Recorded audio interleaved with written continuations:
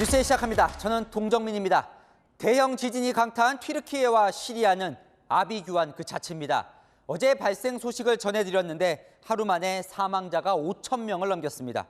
무너진 건물 잔해에서는 살려달라는 절규가 들리고 살아남은 사람들도 추위와 굶주림에 고통받고 있습니다. 무엇보다 두려운 건 100여 차례 이어지고 있는 여진입니다. 도움의 손길이 절실한 그곳 모습을 이다혜 기자가 시작합니다. 건물 잔해에 파묻혔던 18개월 여자아이가 구조대원 품에 안겨 나옵니다. 가족 5명 중 3명은 숨졌고 아버지는 중태에 빠져 아이는 삼촌 집에 홀로 옮겨졌습니다. توفت وابنه عمره 4 سنين كمان توفى الله يرحمه. 무너진 건물 속에서 비명 소리가 새어나오지만 도와줄 방법이 없습니다.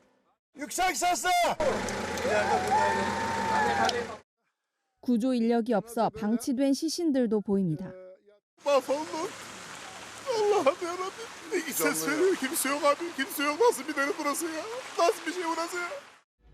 혼자 구조된 남성은 아내를 찾아달라 애원합니다. Yani 3 saat içerisinde herhangi bir tepki alamadım. Bilmiyorum yani insanın ağzı varmıyor.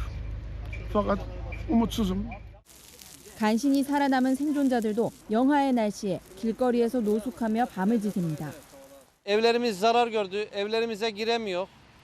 Durumlarımız da iyi değil. Sabahtan beri bir şey yiyip içmedik. Çoluğumuz çocuğumuzun aç yani. Nerede? Ha burada donacak ha burada. Üşüyecek. Sabah bir de işten ıslanacak. Gidecek yerimiz de yok. Kalacak yerimiz de.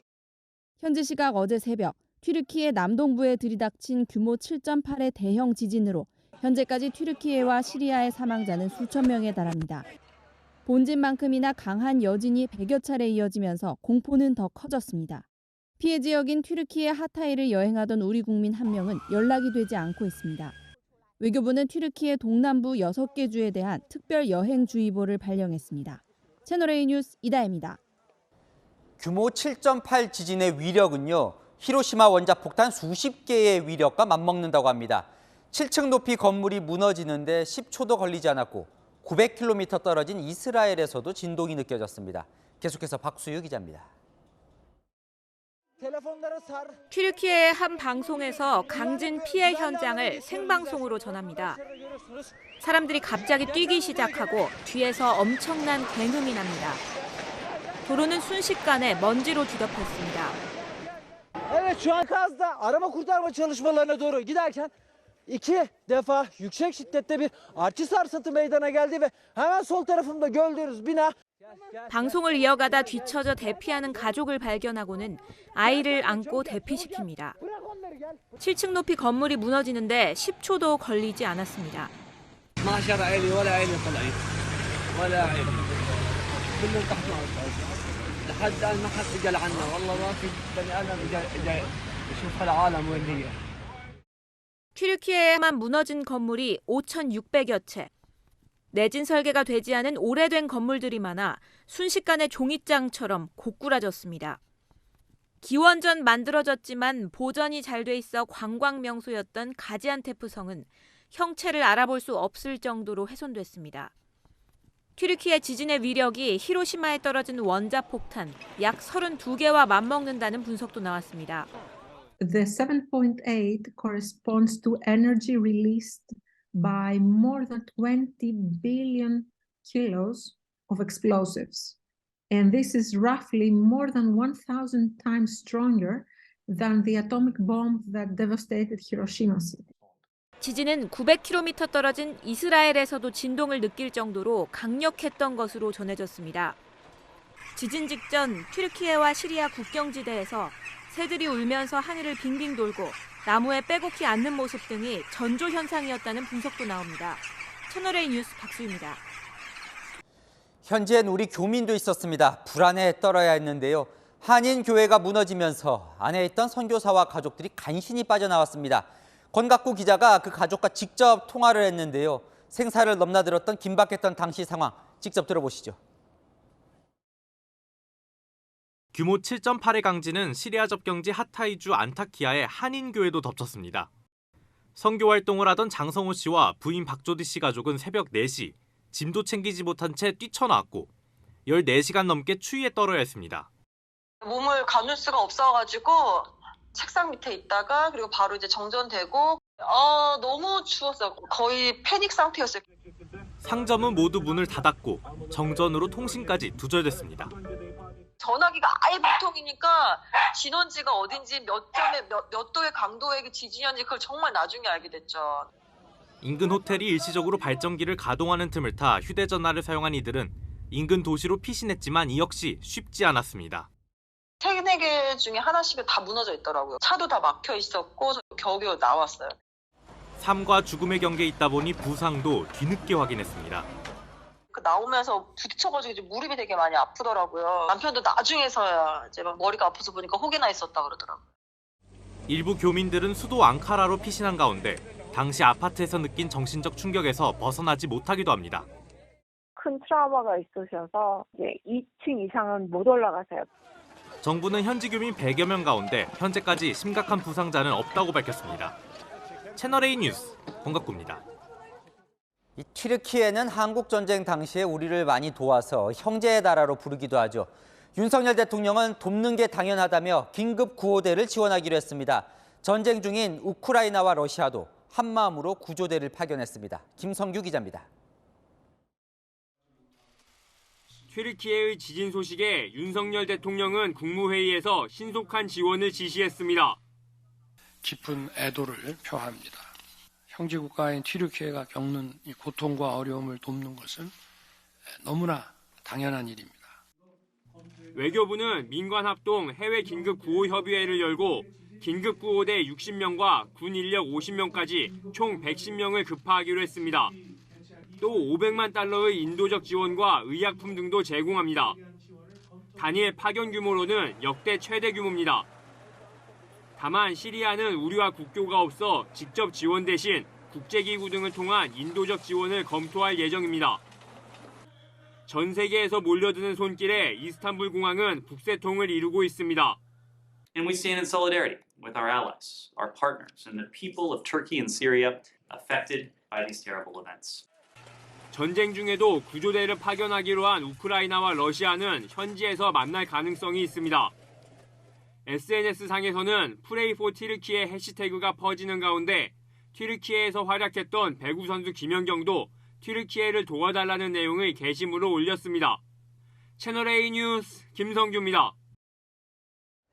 정치권 소식으로 넘어갑니다. 국민의힘 김기현 의원이 나경원 전 의원과 만나 손을 잡고 사실상 연대에 나섰습니다. 두 사람은 최근 윤심 갈등을 겪기도 했지만 이 친윤 울타리 속에 뜻을 모은 건데요. 나 전 의원과 비슷한 홍역을 치른 안철수 의원은 1위 후보가 사퇴하는 것 같냐며 중도 사퇴설을 일축했습니다. 김호영 기자입니다. 대통령실 친윤계와 갈등 끝에 불출마를 선언한 나경원 전 의원이 김기현 의원의 손을 잡았습니다.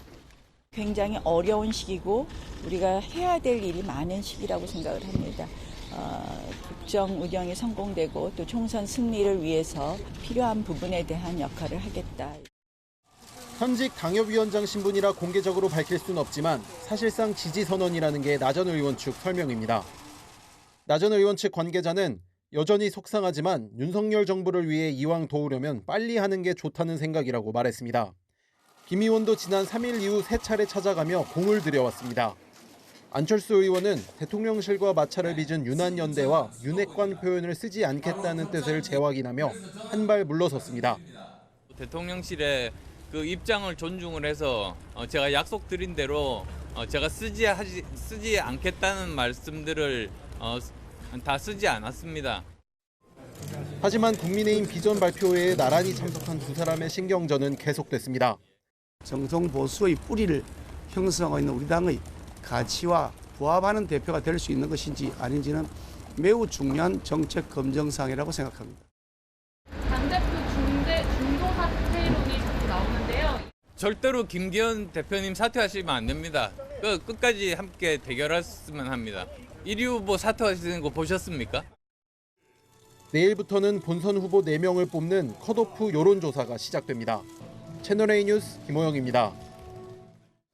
자, 내일 사상 초유의 일이 예고돼 있습니다. 민주당 주도로 이상민 행정안전부 장관 탄핵안이 표결에 붙여지는데 가결 가능성이 높습니다. 그럼 곧바로 이 장관 직무는 정지가 되고 차관이 대행을 하게 되는데요.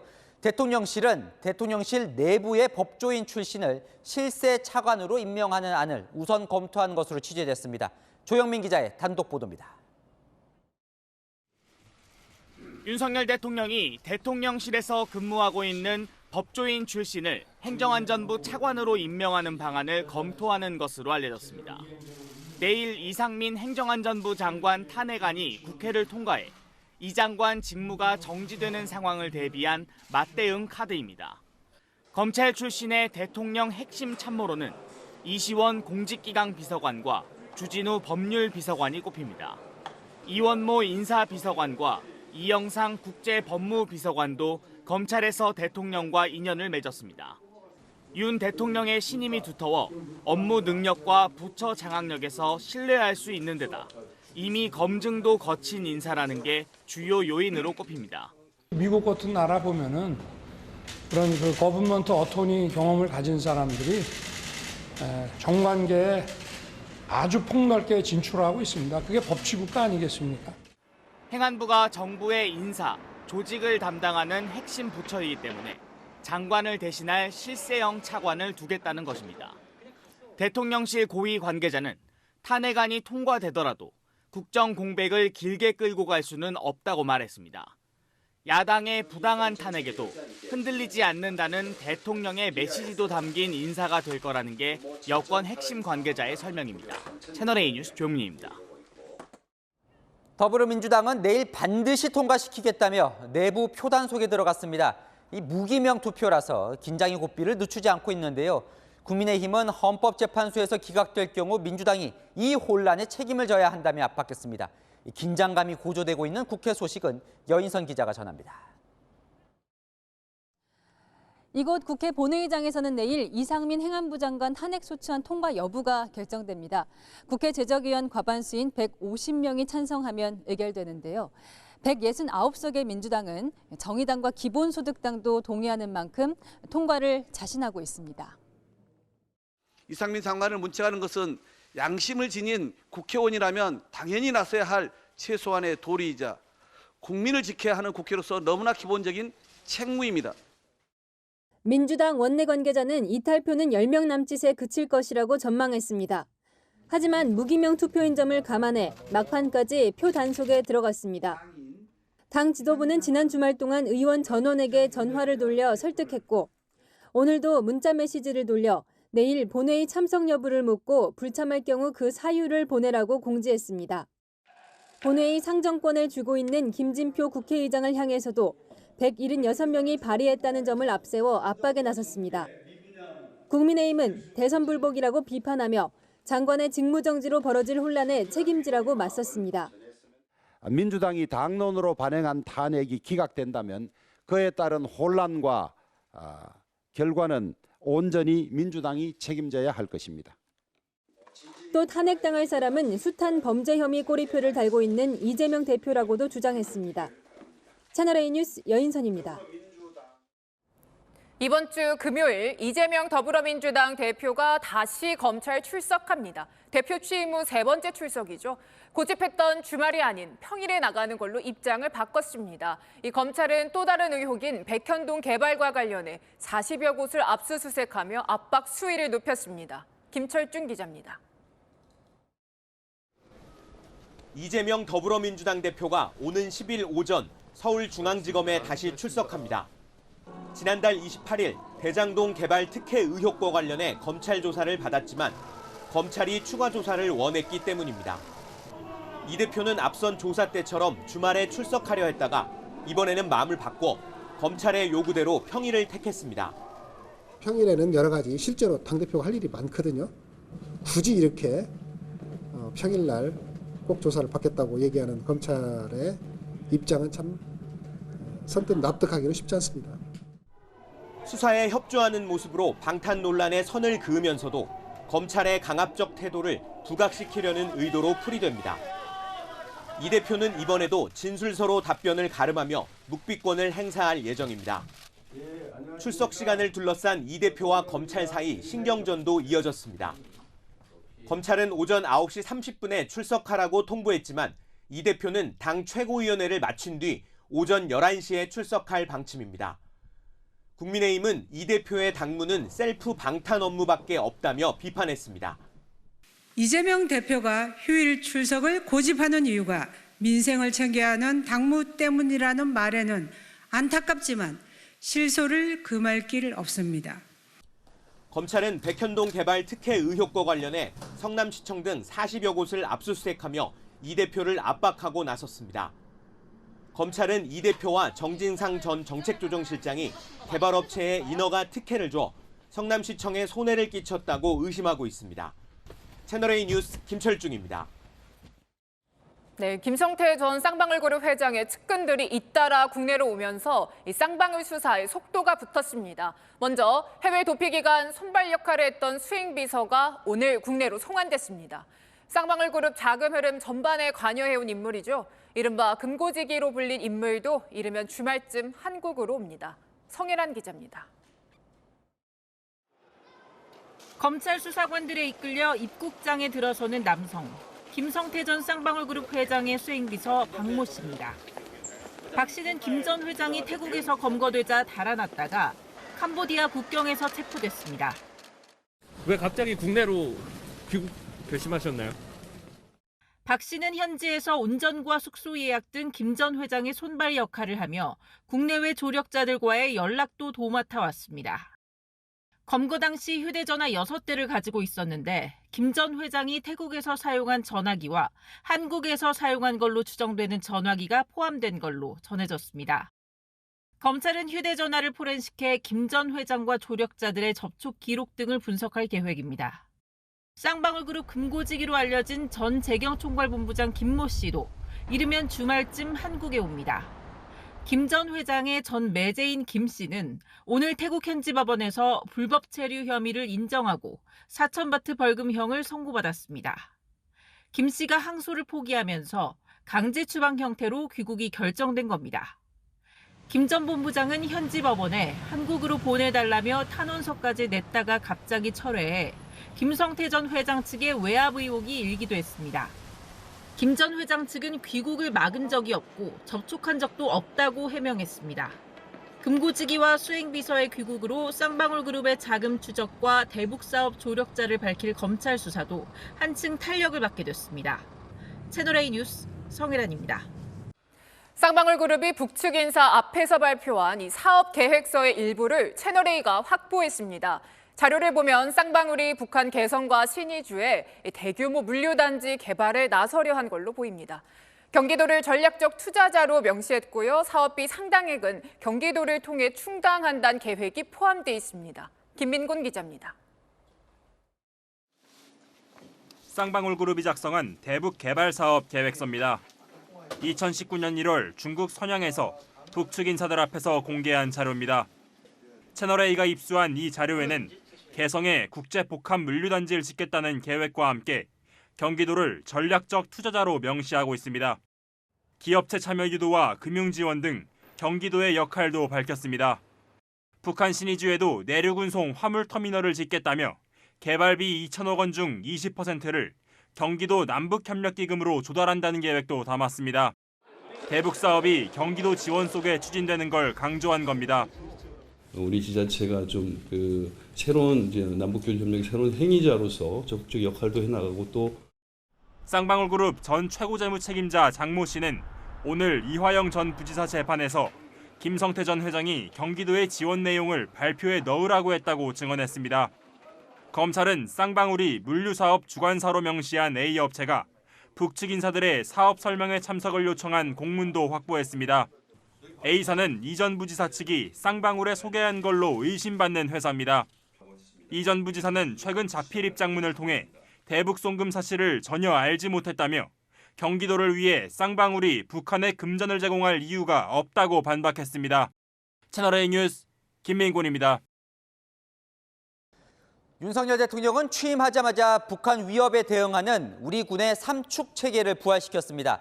선제 타격이 담긴 킬체인도 포함이 되죠. 지난 문재인 정부가 남북 정상회담 즈음에 북한 눈치 보느라 이 삼축 체계를 폐기했었다는 논란이 있었는데요. 이 당시 폐기가 아니라고 했던 주장과 이 배치되는 정황을 포착하고 감사원이 감사에 착수한 것으로 확인됐습니다. 최수연 기자의 단독 보도입니다. 감사원은 지난달 방위사업청으로부터 삼축 체계 관련 자료들을 제출받아 감사에 착수했습니다.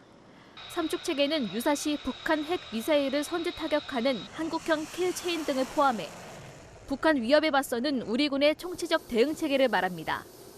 문재인 정부는 지난 2019년 초 용어를 삼축 체계에서 핵 대량 살상무기 대응 체계로 변경했는데 청와대가 북한의 눈치를 보느라 사실상 폐기했다는 논란이 있었습니다. 삼축 체계라든가 국방기기 점공 이런 계획들이 남북 군사 합의서에 따라서 이것이 변경되고, 자, 북한이 아까도 말씀드린 것처럼 비핵화 조치 하나도 안 했는데 우리가 먼저 너무 과속해서 큰 사고 나면은. 감사원은 당시 문 정부가 삼축 폐기가 아니라 확대라고 해명했지만 정작 예산 집행은 거의 이뤄지지 않은 점에 주목하고 있습니다. 또 국방부가 따져보고 정한 합리적인 결정인지 청와대의 일방적인 결정인지 보고 체계도 들여다보는 것으로 전해졌습니다. 윤석열 대통령은 취임 후 삼축 체계의 부활을 선언했고 올해 약 5조 2천억 원의 관련 예산을 반영했습니다. TLA 뉴스 최수연입니다.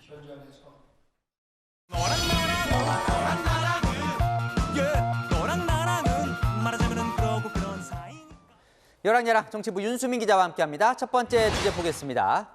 김한길 국민통합위원장 모습 보이는데요. 뭐가 없을까요? 네, 김한길 위원장은요, 윤석열 대통령의 탈당은 없을 거라고 선을 그었습니다. 최근 김기현 의원 후원회장을 맡은 심평 변호사가 안철수 의원이 대표가 되면 윤 대통령이 탈당하고 신당을 창당할 수밖에 없을 것, 이렇게 주장하면서 논란이 커졌죠. 창당에 김한길 위원장이 역할을 할 것이라는 관측이 나오자 본인이 직접 진화에 나선 겁니다. 네, 김한길 위원장 별명이 창당 전문가죠. 네, 맞습니다. 김 위원장이 윤석열 대통령 캠프에 영입될 때도 이 창당설이 주목을 받았었습니다.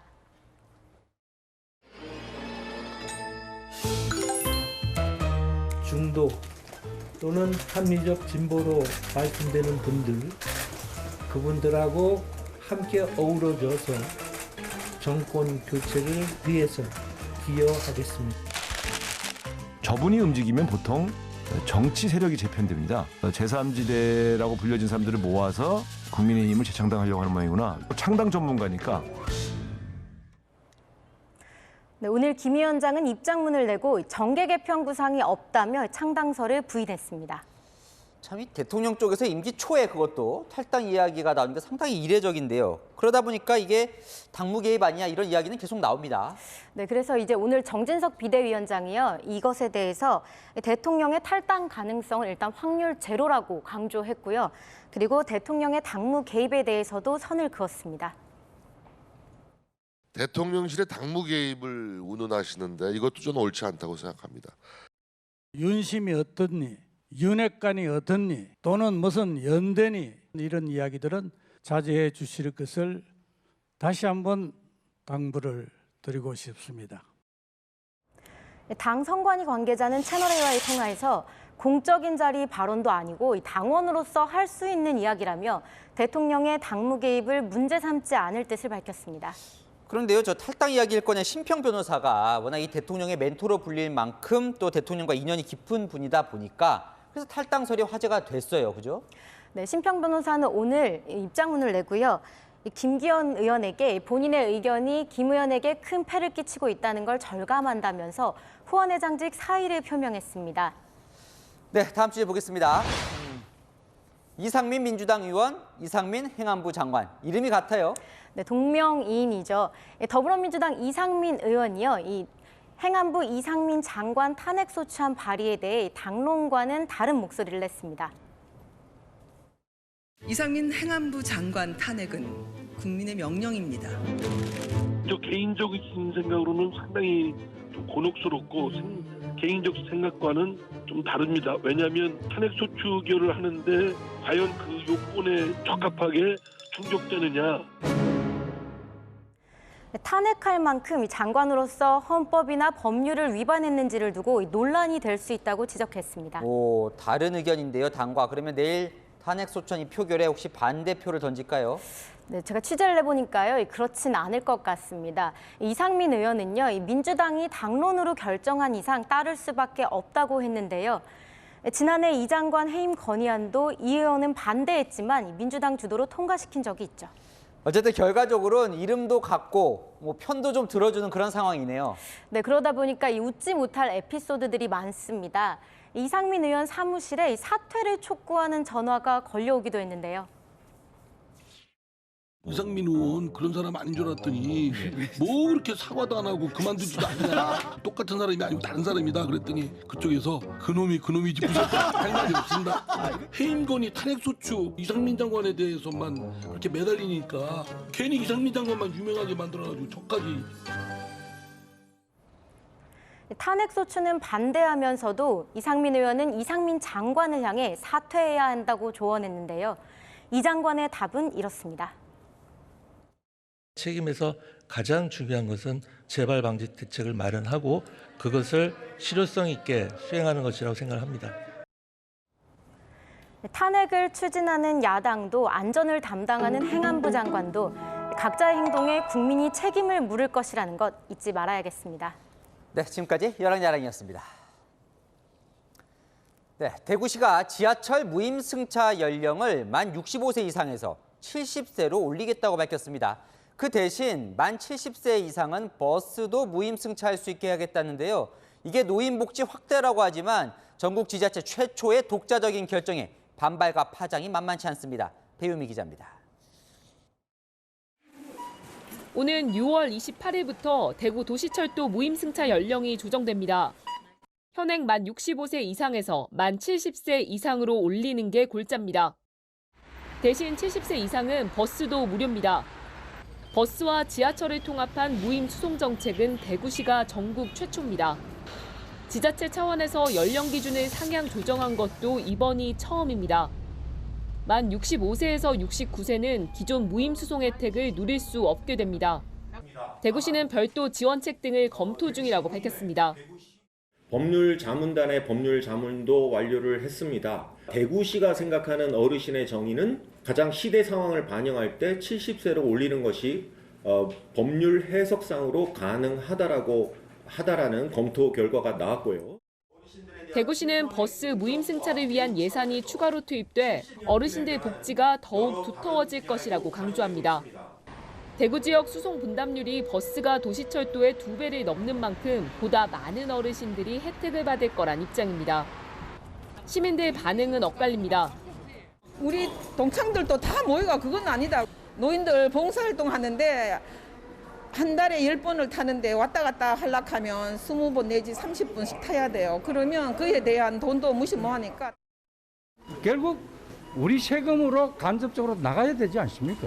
내년부터 이제 원래는 받으실 수 있게 됐다가 못 받게 되셨잖아요. 저는 그게 정상이래요.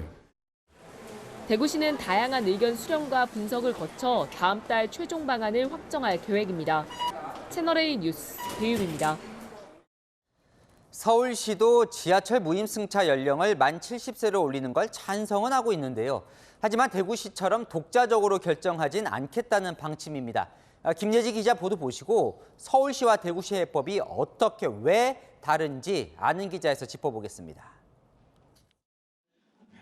홍준표 대구시장이 대구시 재량으로 지하철 무임승차 연령을 올리겠다고 발표한 오늘 오세훈 서울시장은 정부의 재정 지원이나 국회의 법 개정이 먼저라는 입장을 밝혔습니다. 또 현행 법상 정부에 의해서 혹은 국회에 의해서 원칙이 정해지지 않으면 큰 틀에서 해법이 마련되기 힘든 그런 법체계 하에 있기 때문에 서울시는 만 65세 이상 무임승차로 서울 지하철 적자가 연평균 3,200억 원에 달한다며 정부의 손실보상을 줄곧 요청해왔습니다.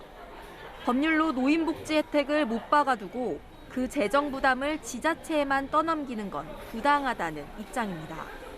연령 상향 필요성은 공감하지만 법령의 대상 연령과 할인율까지 적혀 있어 지자체 마음대로 바꿀 순 없다는 겁니다. 대구시와는 다른 해석입니다. 노인복지법 주무부처인 보건복지부는 명확한 입장을 내놓지 못하고 있습니다. 대구시와 서울시 입장 가운데 어느 게 맞는지 법제처에 유권 해석을 의뢰하는 방안 등을 검토 중입니다. 이런 가운데 노인단체 등은 노인 고용 확대 등이 먼저라는 입장입니다. 정년퇴직 나이를 69세로 올리고 이런 환경을 만들어야지 그런 환경을 안 만들고 하는 건 말이 안 됩니다.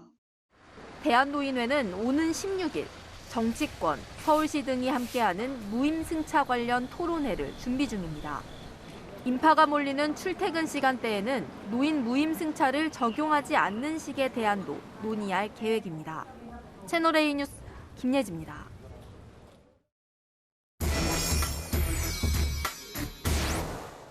안 기자, 아자 사회이부 김단비 기자 나와 있습니다. 김 기자, 네. 서울은 오세훈 시장, 대구는 홍준표 시장. 네. 보면 비슷한 것 같으면서도 또 달라요. 네, 맞습니다. 무임승차 연령을 높여야 한다는 그 입장은 같습니다. 다만 해법이 다른 건데요. 대구시는 70세 이상이 시내버스를 무료로 이용할 수 있도록 하는 대신 지하철 무임승차 연령을 70세로 높이겠다는 겁니다. 서울시 해법은 다릅니다. 정부가 법을 개정해 무임승차 연령을 현재 65세에서 70세 이상으로 올리거나 무임승차에 따른 손실 일부를 중앙정부가 보전할 것을 주장했습니다.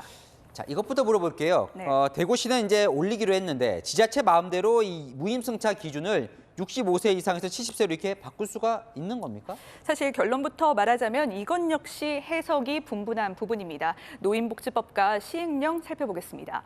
65세 이상의 자라고 쓰여 있는데요. 이 때문에 대구시는 재량에 따라서 68세든 70세든 연령을 상향할 수 있다고 봤고요. 반면 서울시는 1984년 관련법이 도입된 이후 39년 동안 연령 기준이 한 번도 바뀌지 않았던 만큼 65세 기준 을 지자체 재량으로는 바꿀 수 없다고 해석했습니다.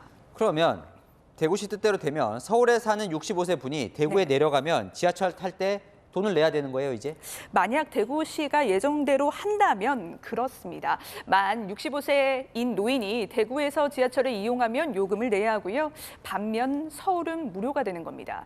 지자체별로 지하철, 버스, 택시 요금이 달랐다는 점에서 보면 크게 문제는 없어 보이죠. 다만 나이에 따라서 어느 지역에서는 대중교통 요금이 공짜, 어디에서는 유료가 된다는 점에서 보면 지자체 갈등 요인이 될 수도 있고요. 나이 때문에 지역 간 형평성과 함께 세대 간 형평성 논란도 불거질 수 있다는 우려까지 나오는데요. 대한노인회장 인터뷰 들어보시죠.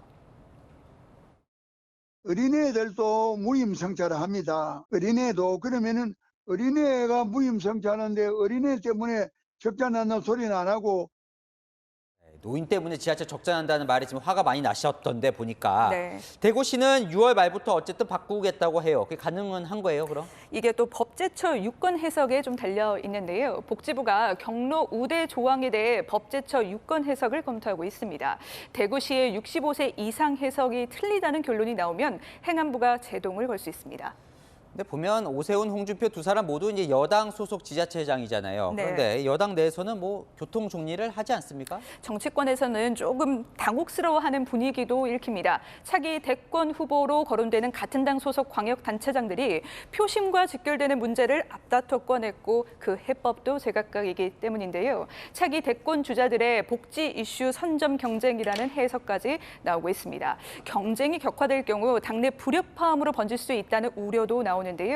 하지만 두 시장과 같은 국민의힘 소속이자 기재부 장관인 추경호 부총리는 국비 지원 불가라고 선을 그어 중재안도 당장 보이지 않습니다. 세대 갈등으로 더 번지기 전에 해결책 마련이 시급해 보입니다. 차근차근 잘 따져는 봐야 될 것 같습니다. 네, 지금까지 아는 기자 김단비 기자였습니다.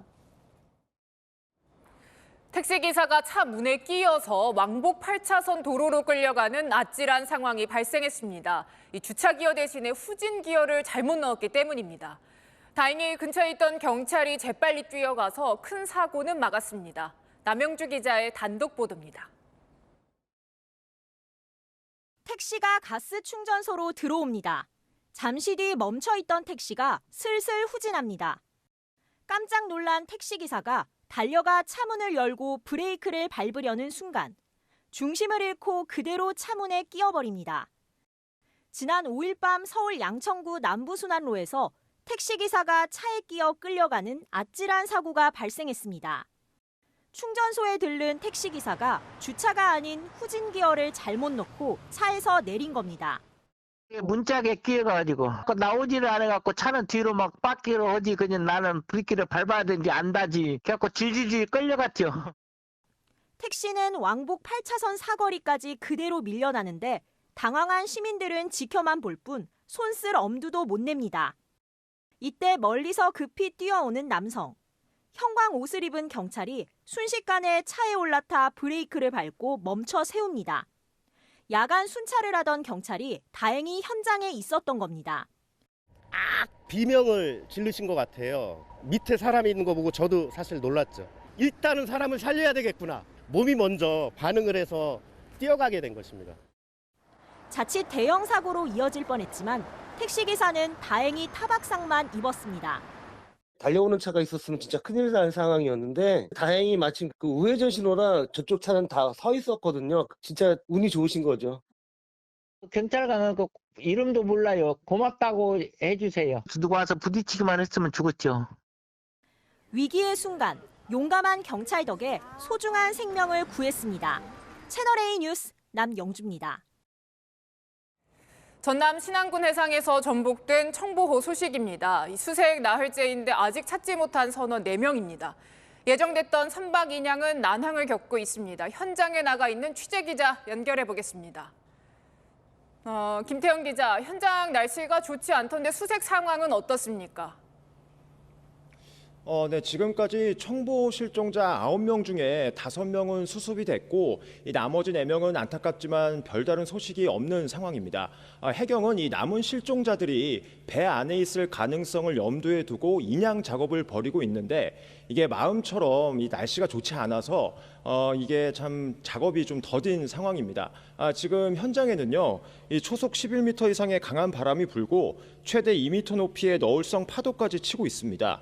해경은 이 청보호를 사고 해역에서 18km 정도 떨어진 대허사도 해역으로 옮겨놨다가 다시 2km 정도 떨어진 소허사도 해상에 갖다 놨습니다. 이곳이 비교적 파도가 적기 때문입니다. 오후 5시쯤에는 기중기가 있는 바지선 닻을 바닥에 내렸습니다. 밤사이 전복된 사고배를 원래대로 돌려놓는 작업을 할 예정입니다. 물이 잘 빠져서 배 복원력이 돌아오면 목포항으로 예인하고 물이 제대로 안 빠지면 바지선에 인양하기로 했습니다. 모든 계획이 착착 잘 이루어지면 사고 선박은 이르면 내일 새벽쯤 목포에 올 걸로 보입니다.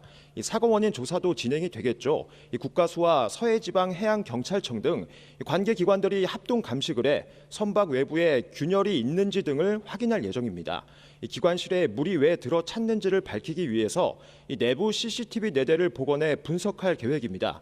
또 선주와 선박 건조업체 관계자에 대해서도 참고인 신분으로 조사할 방침입니다. 지금까지 목포에서 채널A 뉴스 김태형입니다. 네, 오늘 오후 6시 18분쯤 서울 남산 3호 터널을 달리던 승용차에서 불이 나 퇴근길 차량 통제가 이뤄졌습니다. 화재는 남대문에서 용산 방향으로 달리던 승용차에서 발생했고 소방당국이 약 9분 만에 불길을 잡았습니다. 인명피해는 없는 걸로 파악됐습니다. 터널 진입이 차단돼 퇴근길 정체가 빚어지기도 했지만 조금 전 총재 조치가 해제됐습니다. 네, 이 분당과 일산 같은 일기 신도시의 희소식입니다. 정부가 안전진단 완화하거나 면제해주고 용적률도 확 올려주기로 했습니다. 재건축에 속도를 낼 수 있도록 한 거죠. 안건우 기자가 취재했습니다. 30년 된 아파트 단지가 나오기 시작한 분당 신도시. 아직 30년이 안 된 단지도 적지 않아 재건축이 지지부진했지만 앞으로는 속도가 붙게 됐습니다. 분당과 일산 같은 일기 신도시처럼 면적이 100만 제곱미터 이상이면서 조성된 지 20년이 넘으면 특별법이 적용돼 각종 규제가 완화되기 때문입니다. 통상 30년인 기존 재건축 연한보다 10년을 앞당겼고 기준을 충족하면 안전진단도 필요 없어집니다. 자족 기능 확충이라든지 기반시설 확충이 돼서 공공성이 인정이 되면 안전진단 기준을 면제해서 할 수가 있게 되겠습니다. 용적률도 기존 250%에서 최대 500%까지 완화되고 인허가와 각종 계획 수립이 통합 심의 절차로 한 번에 진행됩니다. 사업 시행자 몫이었던 이주 대책도 지자체와 정부가 책임지는 파격 지원도 이뤄집니다. 일기 신도시는 환영하는 분위기입니다. 늦었지만 물꼬를 어떤 단지든 이제 다 협의를 해가면서 이제 어떤 식으로든 할 수 있는 단지들이 이제 나오지 않을까 생각합니다. 전반적으로 보면은 주민들 의견들 요구했던 내용이 담긴 거는 좀 환영할 만한 일인데. 다만 초과이익 환수가 여전히 살아있어 사업성은 따져봐야 한다는 지적이 나옵니다. 각종 특례가 적용되기 때문에 초과이익 환수를 할 예정입니다. 그 적정 수준에 대한 논쟁도 있을 것으로 판단됩니다. 정부는 이달 안에 법안을 발의해 최대한 빨리 통과시킨다는 계획입니다. 채널A 뉴스 안건우입니다. 네, 서민들은 울며 겨자 먹기로 연 17%에 가까운 고금리 카드론 쓰는데 카드사는 대대적인 성과급 잔치를 벌이고 있습니다. 연봉의 50%를 성과급으로 주는 곳도 있답니다. 김승희 기자의 보도입니다. 경남 김해에서 카페를 운영 중인 이혜진 씨. 코로나19를 겨우 지났더니 고금리의 직격탄을 맞았습니다. 카드사와 캐피탈 등에 갚아야 할 신용대출 원리금이 월 300만 원에서 500만 원으로 불어났습니다. 16%, 17% 뭐 카드론 같은 경우에는 20% 정도까지이니까 갚기 위해서 또 대출을 받고 갚기 위해서 또 대출을 받고 이러다 보니까 자괴감이 제일 크죠. 지난해 말 금융회사별 카드론 평균 금리는 최대 연 17% 가까이 올랐습니다. 조달 비용 급등에 따른 대출금리 인상이 불가피했습니다. 작년 하반기보다 조달 금리가 내려가긴 했으나 실제 상품에 반영하기까지 약 두세 달 정도 시차가.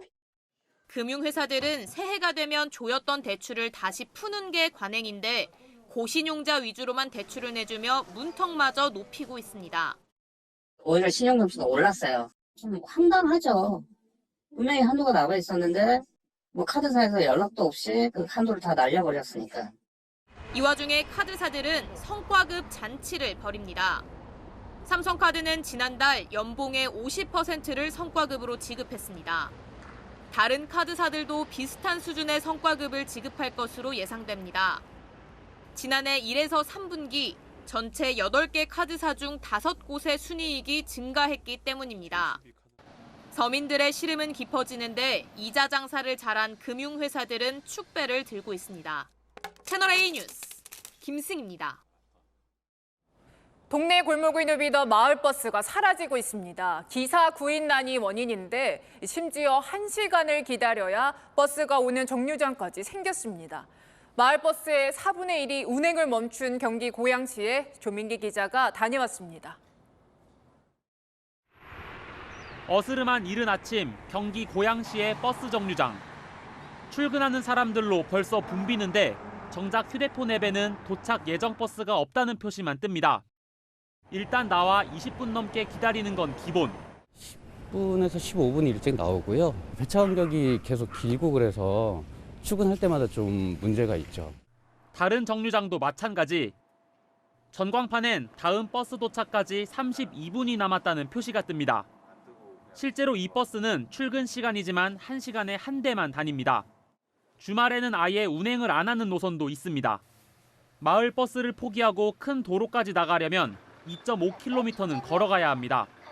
현재 고양시 마을버스 427대 중 4분의 3만 운행되는 상황. 최근 기사가 절반 가까이 줄면서 운전할 사람이 없기 때문입니다. 마을버스 업체 차고지입니다. 한창 바쁜 출근 시간대지만 기사가 부족해 차량 10대가 그냥 세워져 있습니다. 초보자도 가능하다는 기사 구인 광고가 붙어 있지만 찾아오는 사람은 거의 없습니다. 코로나 이후로 배달업이 엄청 발달을 해서 마을버스 하는 젊은 친구들이 전부 다 그쪽으로 빠져서 기사가 너무너무 많이 모자라요. 그나마 있던 기사들도 경력을 쌓은 뒤 처우가 더 좋은 대형 버스 회사로 이직하기 일쑤. 불편은 고스란히 주민들 몫입니다. 친구를 만날 때도 버스 하나만 놓쳐도 약속 시간이 1시간에서 2시간으로 미뤄지고. 옛날에는 한 20여 분 정도 기다리면 왔었는데 요즘에는 아예 버스가 안 보이니까 할 수 없이 택시 타는 거죠. 마을버스 업체들은 시내버스처럼 손실을 지자체에서 부담해주는 준공영제 도입을 요구하지만 예산 문제로 쉽지 않은 상황.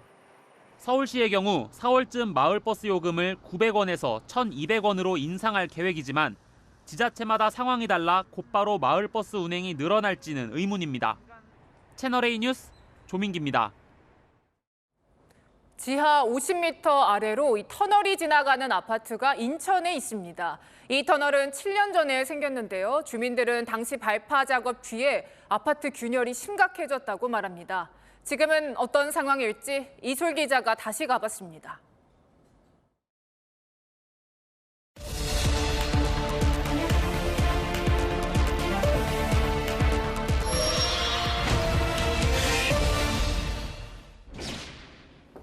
아파트 입구입니다. 지붕 밑에 틈새가 생기면서 수평해야 할 창틀이 기울어져 있는데요. 바로 앞 아스팔트 바닥엔 싱크홀이 생겨 주민들의 접근을 금지하고 있습니다. 깊이는 이렇고요. 한 40 넘겠죠? 반경이 이만큼면은 이 밑에가 약 한 1.5m 이상의 넓은 공간이 있다는 거죠. 이거 언제 생긴 거죠? 네, 2달 됐어요. 주민들은 아파트 지하 50m에 수도권 제2순환 고속도로 터널을 뚫으면서 300번 넘는 발파 작업이 이뤄졌고 이때부터 동시다발적인 하자가 생겼다고 주장합니다. 인근 교회를 찾아가 봤습니다. 철제 문틀이 위태롭게 휘어져 있고 휘어진 각도를 보시면요. 쭉 넘어지고 있다는 거 아닙니까? 터널 방향으로. 벽면 곳곳은 쩍쩍 갈라졌습니다. 기울어진 바닥에선 물통이 대굴대굴 굴러갑니다. 시에서도 우려를 해요. 이쪽으로 많이 다니게 되면 혹시 그 힘에 의해서 무너지면은 안 되니까 안전한 쪽으로 좀 다녀라, 이런 하루하루 지날 때마다 항상 감사하게 생각해. 안 무너졌다는 게. 터널이 비껴간 인근 아파트는 비슷한 시기에 지어졌지만 큰 문제가 없습니다. 우리는 뭐 거리가 멀으니까 전혀 뭐 피해를 없고. 아파트 주민들과 교회 측은 터널 시공사를 상대로 손해배상 청구 소송을 제기했지만 인과관계를 인정받지 못해 패소했습니다. 균열이 우리 집이 났다는 거를 집주인들이 어떻게 입증해요? 그 공사 관계자들이 자료를 주질 않는데 진짜 전문가들은 나서지도 않아요. 광화문과 인접한 수도권 광역급행철도 GTX가 지나가는 터널 초입.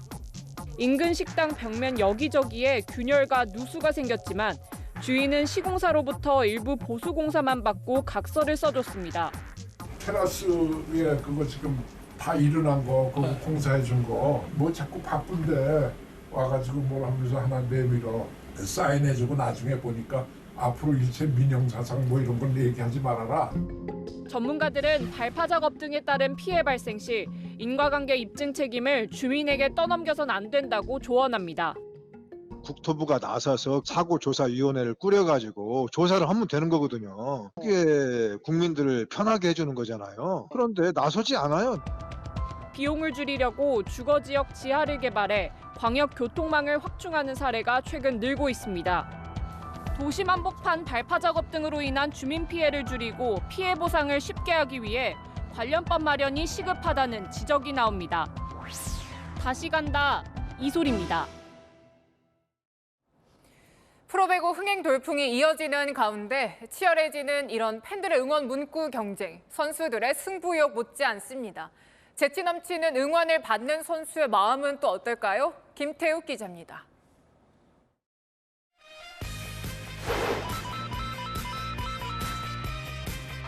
관중석 곳곳에서 형형색색의 재치 있는 문구들이 눈에 띕니다. 톡톡 튀는 팬들의 격려는 선수들을 더 신나게 합니다. 플래카드를 제가 확인을 많이 하거든요. 더 힘이 나서 잘 할 수 있었던 것 같아요. 그쵸, 내 도가니 천지공주 이것도 봤어요. 한 판은 참아도 김민희는 못 참아. 이것도 좋고. 열성 팬들은 선수들의 시선을 사로잡기 위해 시간과 노력을 아끼지 않습니다. 원래 들고 싶다. 기억해줬으면 좋겠다. 영경이 언니가 출석 체크해줬으면 좋겠다. 라는 생각으로 만들어요. 팬들 사이에선 경쟁도 치열합니다. 저랑 겹치는 문구가 없었으면 좋겠다고 생각했어요. 풀카드를 맞는 거 보면은 되게 저런 건 어떻게 생각하지? 라고 되게 신기하기도 해요. 늘 응원만 받던 선수들이 이번엔 팬들을 위해 응원 문구를 만들어봤습니다. 야, 붙여 빨리. 네. 언니 안 붙어. 아, 반대군. 야, 내놔. 어이, 소리야. 생각보다 쉽지 않네요. 일일이 고민하시고 이렇게 훨씬 많은 글씨로 경기장 찾아와 주시는데 그거 보고 더 힘내서 좋은 경기할 수 있도록 열심히 뛰겠습니다. 올 시즌 여자 배구 평균 관중 수는 작년에 비해 73% 증가했습니다. 김연경 못지않게 인기가 많은 선수들이 늘었습니다. 팬들끼리의 자존심 싸움에 응원 문구도 진화하면서 치열해진 순위 싸움만큼이나 볼거리를 더하고 있습니다. 채널A 뉴스 김태욱입니다. 연일 미세먼지가 말썽입니다. 내일까지는 먼지가 조금 더 머물러 있겠는데요. 중부는 내일 오후부터, 남부는 모레가 돼서야 완전히 해소되겠습니다. 밤사이 내륙을 중심으로는 짙은 안개가 예상됩니다. 기온이 오르면서 전국에 맑은 하늘 드러나겠고요. 동해안 지역으로만 빗방울이 잠깐 떨어지겠습니다. 다만 양이 워낙 적어서 대기의 건조함은 계속됩니다. 불씨 관리 잘 해주셔야겠습니다. 내일도 평년 기온을 2에서 5도 정도 웃돌며 온화할 텐데요. 오늘보다는 바람이 조금 강하게 불어서 아침 저녁으로는 따뜻하게 입으셔야겠습니다. 서울과 전주 영하 2도로 출발해 한낮에는 서울 7도, 광주는 11도가 예상됩니다. 목요일 남부지방을 시작으로 금요일에는 전국에 비나 눈 소식이 있습니다. 날씨였습니다. 여러분은 몇 살부터 노인이라고 생각하십니까? 서울 노인들은 72.6세부터 생각한다는 조사가 나왔는데요. 지금 법적 노인의 기준은 65세죠. 그런데 건강 수명이 길어지면서 국민연금 기금 고갈되고 건강보험 재정 바닥나고 지하철 적자까지 사회적 부담이 커지고 있습니다. 자, 감당할 수 있는 이 지속 가능한 노인 복지를 위해 이 질문에 해답을 찾기 위한 우리 사회의 지혜를 모을 때인 것 같습니다. 오늘은 마침표 대신 물음표로 찍겠습니다. 21세기 노인의 기준은 뉴스의 마칩니다. 감사합니다.